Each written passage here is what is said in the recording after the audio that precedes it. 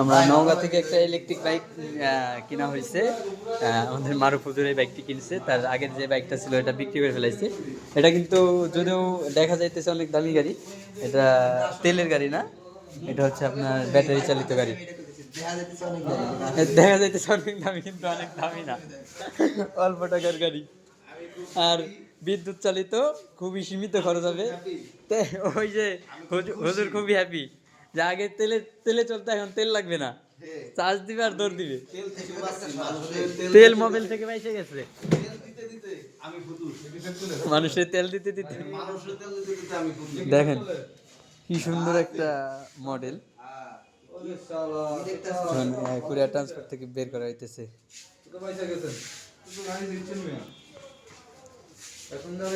এক চার্জে কত কিলো যাবে হুজুর? এক চার্জে বলছে 110-20 এরকম। তাহলে মানে একদিনের খরচ 1 মাস চলে যাবে। এখন কত কিলো? বলছে যে কত কিলো সেটাই তো বলছি।